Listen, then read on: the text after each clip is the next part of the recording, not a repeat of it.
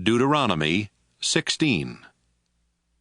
People of Israel, you must celebrate Passover in the month of Abib, because one night in that month years ago, the Lord your God rescued you from Egypt. The Passover sacrifice must be a cow, a sheep, or a goat, and you must offer it at the place where the Lord chooses to be worshipped. Eat all of the meat of the Passover sacrifice that same night. But don't serve bread made with yeast at the Passover meal. Serve the same kind of thin bread that you ate when you were slaves suffering in Egypt, and when you had to leave Egypt quickly. As long as you live, this thin bread will remind you of the day you left Egypt. For 7 days following Passover, don't make any bread with yeast. In fact, there should be no yeast anywhere in Israel. Don't offer the Passover sacrifice in just any town where you happen to live. It must be offered at the place where the Lord chooses to be worshipped. Kill the sacrifice at sunset, the time of day when you left Egypt. Then cook it and eat it there at the place of worship, returning to your tents the next morning.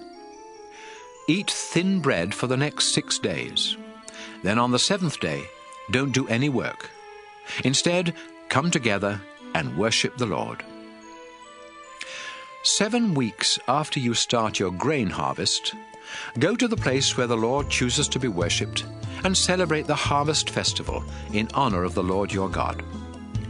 Bring him an offering as large as you can afford, depending on how big a harvest he has given you. Be sure to take along your sons and daughters and all your servants. Also invite the poor, including Levites, foreigners, orphans, and widows. Remember that you used to be slaves in Egypt, so obey these laws. After you have finished the grain harvest and the grape harvest, take your sons and daughters and all your servants to the place where the Lord chooses to be worshipped. Celebrate the festival of shelters for 7 days. Also invite the poor, including Levites, foreigners, orphans, and widows. The Lord will give you big harvests and make you successful in everything you do. You will be completely happy, so celebrate this festival in honor of the Lord your God.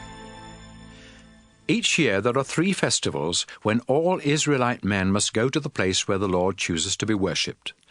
These are the Festival of Thin Bread, the Harvest Festival, and the Festival of Shelters. And don't forget to take along a gift for the Lord. The bigger the harvest the Lord gives you, the bigger your gift should be.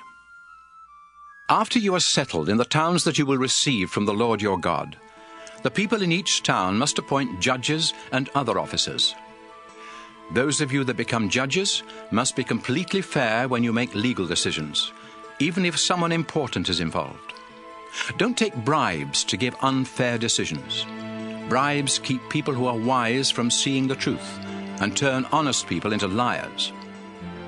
People of Israel, if you want to enjoy a long and successful life, make sure that everyone is treated with justice in the land that the Lord is giving you.